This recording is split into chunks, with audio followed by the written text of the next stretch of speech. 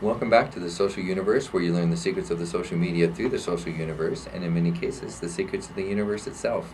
One of the secrets that we're talking about today is something, this is my term, and so I don't want you to blame anybody else for this term, but it's called magic, okay? And what I talk about magic here is magic in life, magic in the relationships that you have, magic in the way you feel. It's that the kind of the spring in your step, the things in life that make it truly enjoyable. Those few moments where if you added up those moments in life where you have had those magical moments, and then you could make a kind of a little snapshot movie of your life.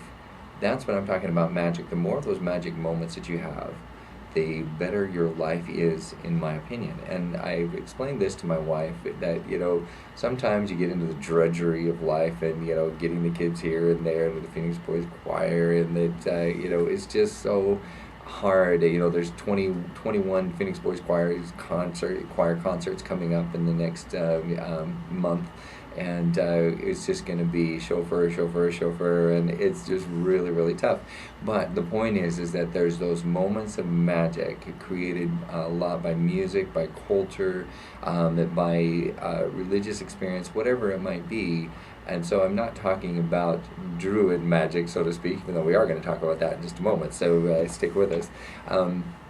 But I call magic essentially what I would also refer to as the romance of life. And one of the most amazing ways that I can think of to introduce that magic into your life, if you feel like your life's gone a little bit flat and you just want to go back to somewhere that's going to re-enliven your life and give some magic, the best place I can think of in Phoenix is to go to the Irish Cultural Center, and that's where that is referring to the more formal, real definition of magic. So if you go into the folklore, talk about that magic, you can actually pull that into your own life. And so I kind of set the stage because at the Irish Cultural Center, there's a lot of people don't realize that Christmas time is actually a real smorgasbord, speaking of another European word, of not just Christianity, but a lot of different religions. That the fir tree was definitely not brought about by Christianity. It was something that was adopted by Christianity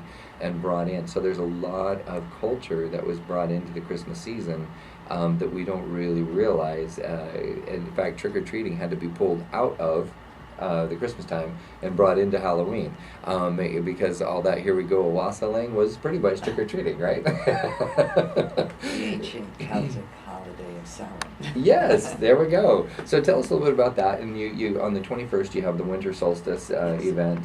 Tell us about that and what that would be like. Well, basically, the ancient Celts, pre-Christian Ireland, would celebrate the shortest day of the year because now the days were going to get longer. And because they were primarily a farming community, the length of the days were real important to them. Absolutely. And in Newgrange, in County Meath, in the late 1940s, they unearthed a few of the ancient burial plots that the ancient Celts had built.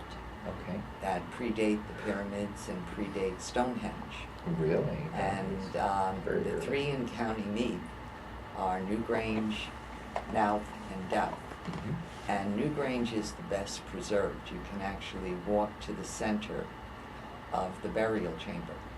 And on the winter solstice every day, the light, for a certain period of time during that day, lights up the center chamber.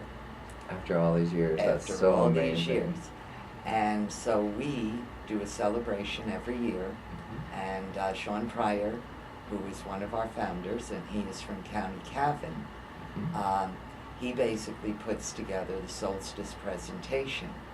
And we also have a Druid group in the valley, the Grove of the Rising Phoenix, and they participate in the solstice every year and do one of their rituals of what they would have felt that their ancestors would have done to celebrate the fact that the days were now going to get longer. Sure.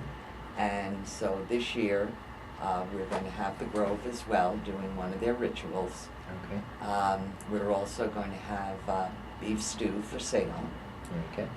We're going to have Irish music with our Academy Band, which is made up of a group of our students Okay. that our Academy Director, Pat McCrossan, put together to form a band. Great.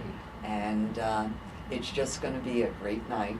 We're going to have cider and hot chocolate and naturally liquid libation of other types as well. Gotta have some fun. Well, something's got to warm you up. Mm-hmm. And so it's just going to be a great night. And it will basically start at sunset. Okay. And Sean has some interesting things planned for this year that I'm not quite sure what he's doing. But it's always a great event. And it's kind of our big annual winter event. Right. Because basically this is what our ancestors in pre-Christian Ireland would have done. The idea of celebrating the fact the days were now going to get longer. That's amazing. We're definitely, my wife and I are going to come and have a great time. What day is it? Oh, okay. Yeah, it's on December 21st. Is that correct? Saturday, December 21st. Mm-hmm. And you can call and make reservations if you're wanting to eat. Uh-huh. We prefer people do that just so we know we have enough food. Sure. But you can walk in. Admission is going to be $5, and you can just come in and view the festivities and just have a great time. That's great. And so if you do want to call and make a reservation, call 602. 258-0109. Very good. And also, I'm sure there will be other events coming up. And so if you want to stay on top of that, go to the website at www.azirish.org. And you're also on Facebook, correct? We do have a Facebook page. So if you type in Irish Cultural Center Phoenix. then you'll be able We to come up. find that. Very good. Are there going to be any other type of events since we have you on the air and you want to promote a couple of others? Well, yes. In McClellan Library, we are extensively into the genealogy area. Great. And just this past Saturday, we had Peggy McGee, and she's a genealogist, kind of explaining to people how to go about tracing their ancestors. Mm-hmm. And in the future, we are going to be having some more of them. But we do have a genealogist on staff at the library.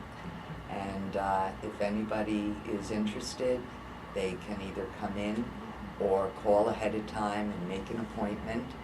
And she'll be able to take them places that they never knew existed, as far as all of the different veins of information that are out there that people are not even aware exists. And with DNA and all, it's amazing what you can find out of who you're actually related to. It's really true. Not that I'm not going to say one way or the other what my feelings are about this, but we found out that we're related to Al Gore. So maybe I, in some weird way, helped create the internet before the social media. Well, but anyway, if anybody's looking for a nice New Year's Eve, the Phoenix Friends of Traditional Music and Dance, they're going to be doing a contra dance.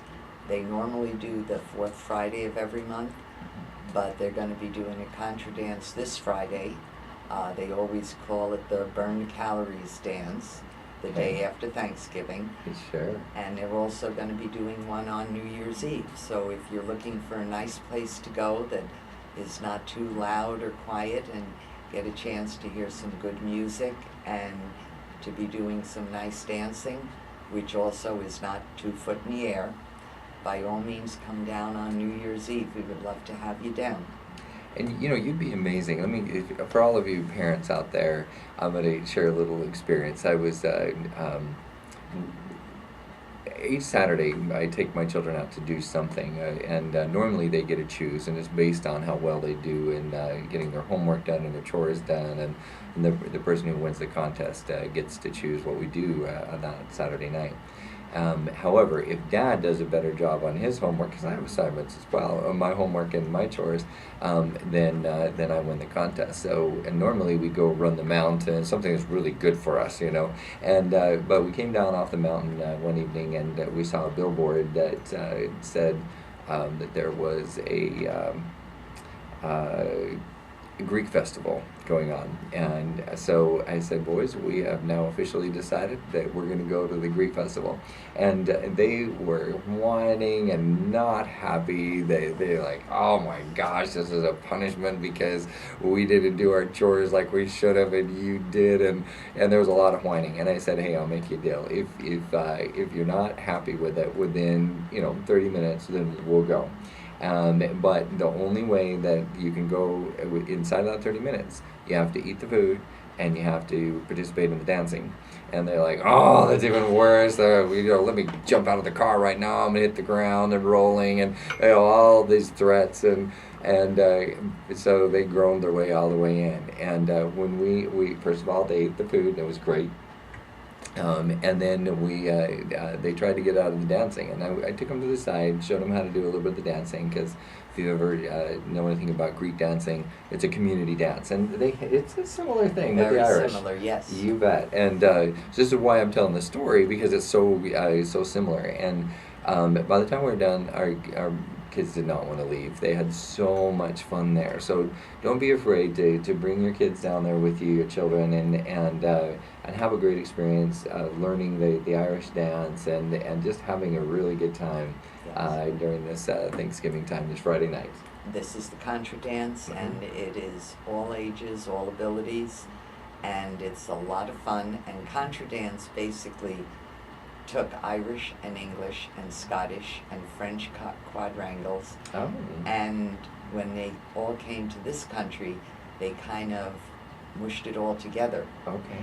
And so it's something similar to square dancing, line dancing, Ceilidh dancing. It's like a little bit of everything. Well, that but sounds it's a lot of fun. Great. And it's very similar music to what the Irish music would be that we would have at our Ceilidh. So it's just a great night, and that is alcohol free. So if you want to drink, that's for children friendly. Very much so.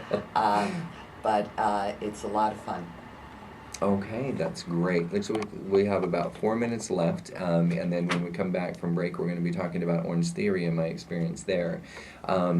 But Mary, I'm going to give you about 4 minutes because if you can't tell, I all but worship the center out there. It's just so beautiful and fun and wonderful. And when I say it's a magical era, I mean, it really is. I'm going to share one other experience. I'm just going to turn the time over to you to spend the rest of the time.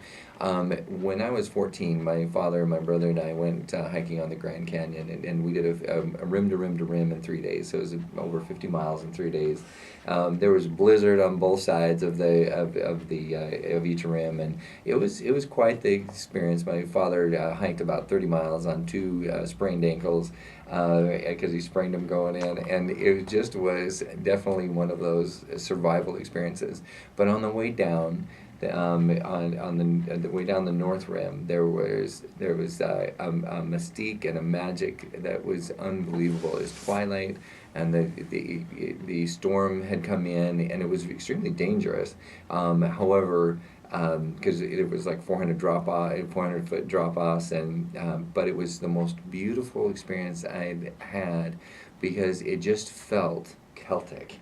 So now, when you are in Phoenix, and there's just, you never know, right on top of the freeway tunnel, where all the hustle and bustle, and there's really not much magic with all the horns blowing underneath in that tunnel, you wouldn't think that life could get very magical, but you turn off of Central into that little area, and all of a sudden you have that Grand Canyon experience of, and even though they don't import the clouds and they have all this mist, it all but does have that same feeling. Well, it did have mist last weekend. There we go. You know what? You're quite right about that.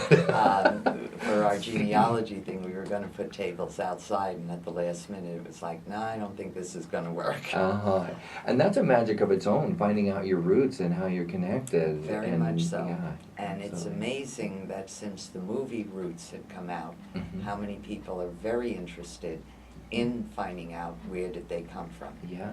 And given the amount of people that they say there's about 70 million people in the United States that claim Irish ancestry. Oh my goodness.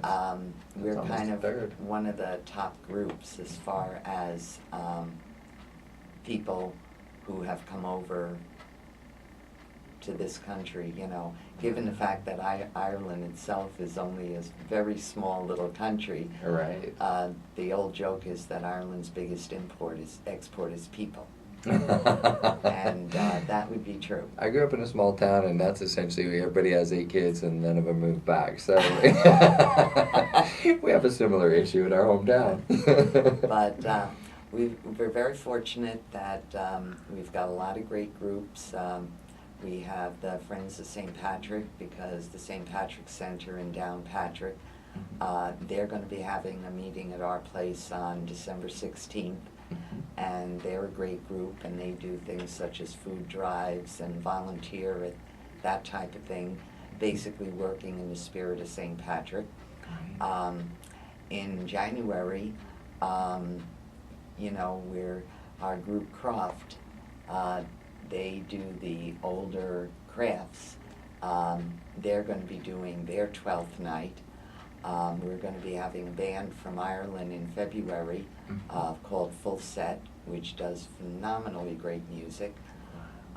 We're also going to be doing our 2nd annual Smiling Irishman event on February 8th. Okay. It was an event started by the United Phoenix Firefighters Emerald Society. Oh. And basically it's the male version of our Arizona Colleen and Rose of Tralee. Okay. It gives the men a chance to get out there and kind of show their stuff. And it's a great night, and it is a fundraiser for the center, and we're hoping that some of the Irish pubs will nominate their person, and it's Chicago-style voting, so therefore whoever wins is the one who brings in the most money. Okay. And they have to do a talent, and they also have to answer some Irish trivia question, and they also have to do a blindfolded Irish whiskey tasting and see if they can pick which type of the 3 whiskeys is what. Okay, that would take a So- connoisseur. And then it kind of brings us up towards St. Patrick's Day. On March 15th, we'll be doing our 31st annual St. Patrick's Day Parade and Fair. Great. We march down 3rd Street from Sheridan to the park, and then we fence in the whole west side of the park for the fair. And we have music and dancing and crafters and kids area and food and liquid libation, of course. And then on St. Patrick's Day, we're going to be open again. And Patricia Pryor, Sean's wife, who is our past president and one of our founders, who's from County Waterford, she's got the reins for planning that day.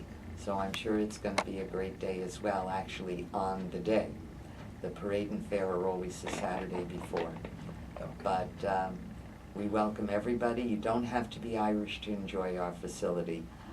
We have a lot of great events, and we do rent the facility for weddings and meetings, and people seem to like it. So Absolutely. If you're looking for a good venue, I would definitely recommend that. And also, since I didn't share with you that one of the other reasons I've been wanting to meet with you is that one of the guests on our show about 8 months ago is called Trusted Team. They're a social media program that they actually don't like it when I call them social media, but that's what they are. Sorry, Brandon at Trusted Team, you are a social media product. It's like a LinkedIn, but it is and just like LinkedIn, it's free to join, but you have to pay for the upgrades. So one of the things that I would love to sit down with you at a later time, where I'm actually going to get the upgrades donated, which is about a $54,000 value. So we're going to get that donated to you, and essentially what it is it turns it into a fundraising mechanism for you to create a trusted team of all of those private donors to be able to get credit for what they do, and then they all refer business to each other. So essentially it's a big referral network that's set up both, and so nonprofits use it for fundraising and for-profits use it to be able to refer business back and forth. Okay, so it all works together nicely. So for those of you who are not familiar with Trusted Team, you can go look at my Trusted Team at bizgrowth, bizgrowth.trustedteam.com. And if you want to not have to see just me, if you want to do a /start on it, then there will be the actual, there's videos that the creator of the product will explain how Trusted Team works, and then you can get into back into my site and kind of see how a practitioner utilizes that. But we're going to essentially set that up. It's something that I have to pay for, something that I can get donated for you. So it's all good. That's so nice. thank you, Mary, for coming on the show, and Thank you for having me. we'll meet another time, talk more about that. No more stalking. And no more stalking. You know, the stalking's over when you finally meet. It's great. But thank you again, Mary. And again, all the contact information, we'll give you a chance to share that with you, and then we'll end this little segment. Okay, it's the Irish Cultural Center in McClellan Library. We're located at 1106 North Central Avenue. The west side is Central, between McDowell and Roosevelt. The phone number is 602-258-0109, and the direct line to the library is 602-864-2351. And we'd love to see you all down there. Absolutely, and I'll be probably hanging out there quite a bit too. So if you come down, check us out on YouTube. This will be on YouTube as well. So then that way you know what Mary looks like and what I look like, and come on down there and meet us. Thanks for tuning into the Social Universe. This is Kurt Wilhelm, the host of the Social Universe here on Voice America. Don't go away. When we come back, we'll be talking about how I lost 10 pounds in 1 week at Orange Theory. So we'll be right back.